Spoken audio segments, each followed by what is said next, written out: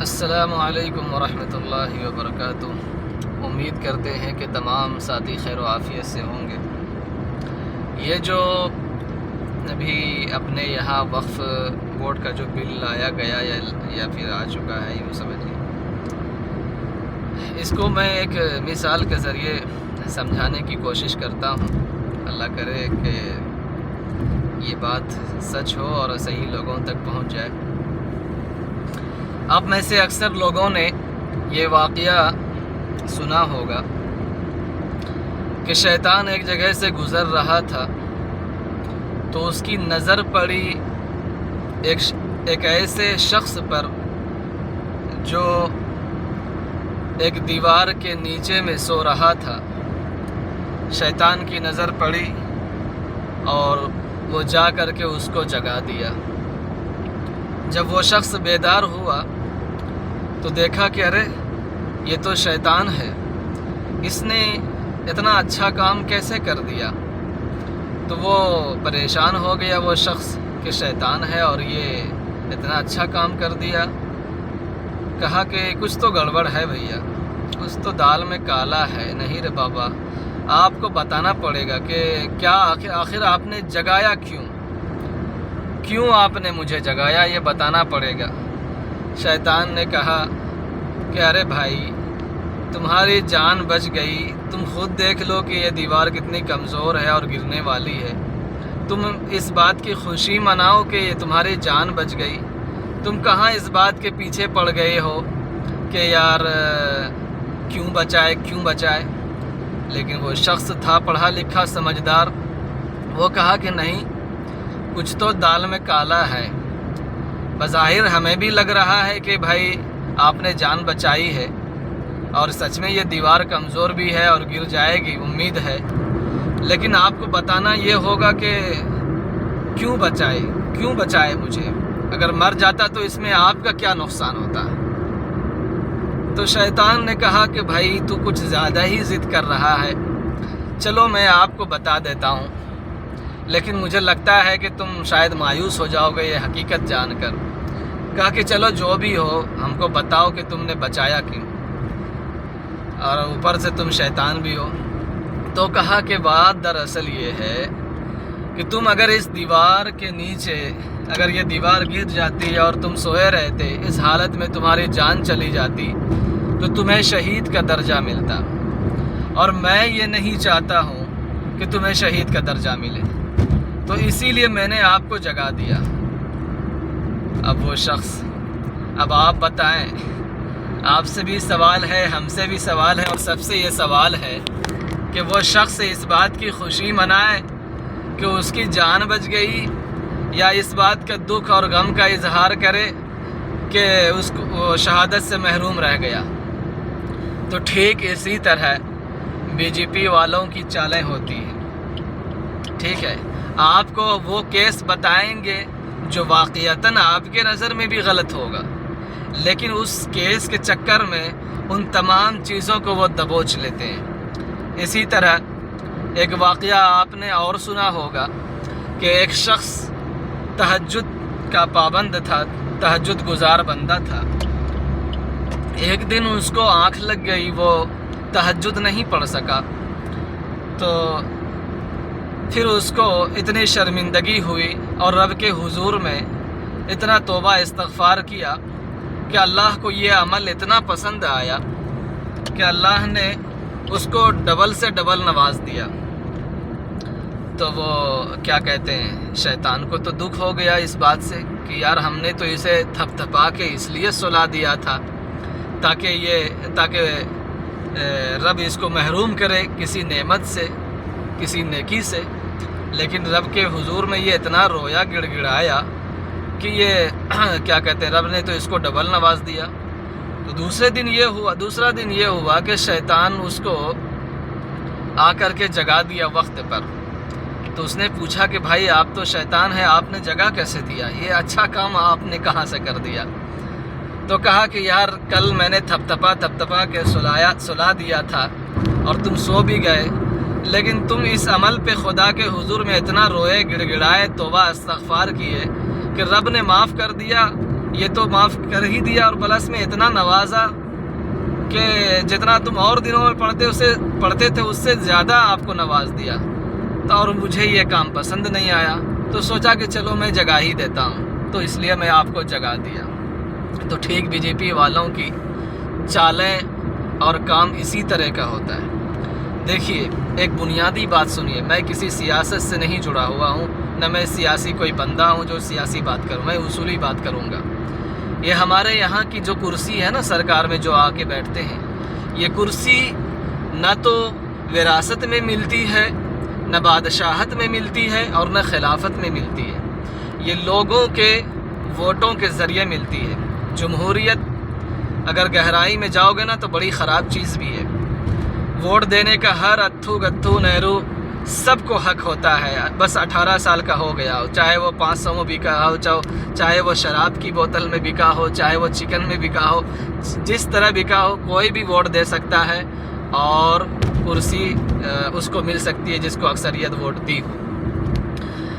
اسی وجہ سے آپ نے دیکھا ہوگا، اور جب کیا کہتے ہیں اکثریت نے ووٹ دے کر کے کرسی اس کے حوالے کی ہے تو ان کے بھی کچھ تقاضے ہوتے ہیں، ٹھیک ہے، اور وہ اپنی کرسی کو بچانے کے لیے کچھ کرتے بھی ہیں تاکہ ان کی کرسی بچی رہے. یہ جو وقف بل لایا جا رہا ہے نا، یہ اچانک نہیں ہے، ان کے ایجنڈے کے تحت ہے. جن لوگوں نے کرسی ان کے حوالے کی ہے ان کے تقاضے ہیں، ان کی خواہش ہے کہ وہ ایسے کام کریں، ٹھیک ہے. جس طرح ہم نے آپ کو شروع میں جو واقعہ بتایا کہ آپ بتائیں کہ وہ شخص اس بات کی خوشی منائے کہ اس کی جان بچ گئی، یا اس بات کا دکھ کہ وہ شہادت سے محروم رہ گیا. تو ٹھیک اسی طرح کی بی جے پی والوں کی چالیں ہوتی ہیں اور حال ہوتی ہیں.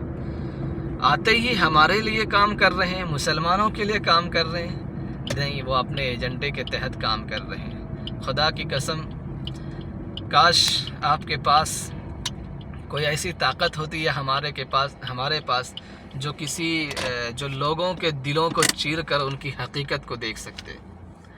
میں یہ چاہتا ہوں کہ ہمارے اندر بھی، آپ سب کے اندر بھی، اور تمام لوگوں کے اندر یہ ملکہ حاصل ہو جائے کہ ان چیزوں کو دیکھو جو دکھائی نہیں دیتی ہے، ان چیزوں کو سنو جو سنائی نہیں دیتی ہے، ان چیزوں کو سمجھنے کی کوشش کرو جو آپ کو سمجھایا نہیں جا رہا ہے، ان چیزوں کو پڑھنے کی کوشش کرو جو پڑھایا نہیں جا رہا ہے، ان چیزوں کو دیکھنے کی کوشش کرو جو آپ کو دکھایا نہیں جا رہا ہے. اگر آپ دیکھیں، میں علم کا 2 درجہ ہے، ایک اہل علم ہے، ایک اہل نظر ہے. اہل نظر کا جو درجہ ہے وہ اہل علم سے اوپر ہے. علم تو جاننے کا نام ہے، اہل علم ہمیں فوراً جذبات ہو جاتے ہیں. جو اہل نظر ہوتے ہیں وہ سمندر کے طرح ہوتے ہیں، ان کے اندر گہرائی ہوتی ہے. وہ اس وقت ایکشن میں آتے ہیں جب صحیح وقت آتا ہے. تو بہرحال اہل نظر حقیقت کو جان لیتے ہیں کہ یہ تیر کہاں مار رہا ہے، ان کا نشانہ کہیں اور ہے. تم ہو پیار کسی اور کا، تمہیں چاہتا کوئی اور ہے، یہی والا حال ہے. تو بہرحال یہ جو وقف کے اوپر جو بل لایا جا رہا ہے، یہ تو ایک مذہبی معاملہ ہے ہی ٹوٹل، لیکن اس میں کچھ خرابیاں ضرور ہو جاتی ہے، تو اس میں سدھار کی ضرورت ہے. لیکن جس انداز سے کیا جا رہا ہے، دیکھیں بھائی، ہر آدمی اپنے ایجنڈے پہ کام کر رہا ہے. وہ اسی طرح کام کرے گا جس طرح ہندوتوا کو خوشی ملے. یہ جو 3 طلاق کے اوپر بات کی جاتی ہے، دیکھیں یہ ہم کبھی کبھی اس بات میں بھی غور کرتے ہیں کہ اسلام کو اور مسلمان کو ٹکر جو ہے نا، یہ جمہوریت سے دینے کی کوشش کرتے ہیں. وہ جانتے ہیں کہ ہندوازم کے حساب سے اگر آئیں گے تو 1 منٹ میں میرا پیشاب نکال دے گا، 1 منٹ کے اندر. تو یہ سہارا وہی سرکاری سطح سے لیتے ہیں اور پھر حملہ بولتے ہیں. یہ تو حملہ ہی ہے نا تمام طرح کے. کتنے ہندوؤں کو اس بات کی خوشی ملی ہے کہ ہم نے مسلمانوں کے معاملات میں دخل اندازی کر دی. تو اسی طرح کر رہے ہیں. اور یہ ایک گیم کارڈ ہے، وہ اب جاتے ہیں، اب جہاں کام کرتے ہیں تو کام کرتے ہیں کس لیے؟ تاکہ آپ کو پیسہ ملے. تو بی جے پی بھی اس طرح کے کام اس لیے کرتے ہیں تاکہ ان کو ووٹ ملے، اور جو ووٹ ان کو دے رہے ہیں اسی 2 وجہ سے. نمبر 1 کہ مسلمانوں کے اس میں انگلی کرتا رہے یہ بی جے پی، اور نمبر 2 کہ یہ کیا کہتے ہیں ہندوتوا کا چہرہ پیش کرے. وکاس کا کوئی مطلب نہیں. وکاس تو جو بھی سرکار میں آئے گا وہ وکاس ہی کرے گا. یہ خاص کیوں ہے؟ یہ خاص اسی 2 عمل کی وجہ سے ہے. सब तो विकास के ही बात है, कपड़ा मकान ये उल्टा फलाना ढिमकाना, सब तो विकास की ही बात करता है। इनको वोट या हिंदू इसलिए चाहते हैं या इसको अभी आगे रख रहे हैं, सर फहरिस्त रख रहे हैं कि इसके अंदर यही दो चीज़ें हैं कि नंबर एक ये हिंदुत्व का चेहरा पेश कर रहा है, ये मुसलमानों को परेशान कर रहे हैं। इसलिए हर छोटे छोटे मुद्दों के जो मुसलमान से रिलेटेड है उसको खंगालने की कोशिश कर रहे हैं। और ये इसलिए वो जानते हैं कि हम अगर हिंदुइज़्म से आएंगे तो 1 मिनट में मेरा पेशाब निकाल देगा। तो ये सरकारी सतह पर मुकाबला करते हैं और ये कमियां निकालते हैं। हालांकि वो अगर अपने घर के कमी देखें तो इतनी कमी है कि वो उसको शुमार नहीं कर पाएंगे। तो बहरहाल आपकी क्या राय है, आप भी कमेंट में बताएं। है बिल्कुल सुधार होनी चाहिए वक्फ बोर्ड में। ये मेरे हिसाब से सुधार होनी चाहिए कि सबसे पहले मुतवल्ली हो, उसके बाद नाइब मुतवल्ली हो, सेक्रेटरी हो, नाइब सेक्रेटरी, उसके बाद मेंबरान भी हो, ताकि मुतवल्ली की मनमानी न चले। मेरे गांव में भी एक जैसे कहते हैं कि पूरे गांव पर ही क्या कहते हैं बोल देते हैं, वक्फ बोर्ड दावा कर देते हैं कि मेरी ज़मीन है। हाँ भाई, इस तरह है। मेरे गांव में भी एक वक्त जब भागलपुर दंगा हुआ था, कुछ लोग आए वक्फ बोर्ड वाले जो है ज़मीनें ख़रीद करके वहाँ लोगों को बसाए, कागजात उन्हीं के पास है। तो अगर आप उनसे वापस लेना चाहते हैं तो उनसे कीमत पूछ लीजिए, उनको कीमत दे कर के अगर वक्फ बोर्ड इस बात पर राज़ी हो जाए तो उनको क्या कहते हैं वो कागज़ आपको उस ज़मीन का वापस कर सकते हैं, अगर आप उनसे ख़रीदना चाहते हैं तो, अगर इस तरह का कोई रास्ता निकले। लेकिन जो अल्लाह के नाम पर जो ज़मीन वक्फ़ कर दी गई, एक तो ये है कि वक्फ़ वाले कोई ज़मीन को ख़रीदे बजाते खुद, और ये है कि कोई किसी को करके वक्फ़ करके चले गए तो उसको कोई बेच नहीं सकता, कोई नहीं बेच सकता। ता क़यामत तक वो ज़मीन खुदा के नाम पर ही वक्फ़ रहेगी। ये है सारी सूरत हाल। बस मैं तो इतना ही जानता हूँ और आप भी इतना ही समझें कि ये इसलिए किया जा रहा है, ये इसलिए कर रहे हैं, ये उनके एजेंडे के तहत है, ताकि अपने गिरोह को, अपने वोटर्स को खुश कर सके और कह सके कि भाई देखो मैं उंगली कर रहा हूँ ना, मज़ा आ रहा है ना, तुम मज़े लो। फिर उसके बाद डिबेट ये वो उल्टा सीधा, क्या करें यार, बड़ा मुसीबत है। एक केस में 12 साल से लड़ रहा हूँ, अभी तक तारीख पे तारीख।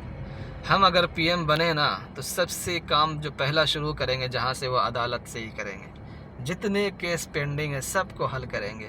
फिर उसके बाद ये कानून बनाएंगे कि जो भी केस हो वो 3 से 6 महीने के अंदर हर हाल में हल हो के रहेगा, चाहे कोई कितना बड़ा केस क्यों ना हो।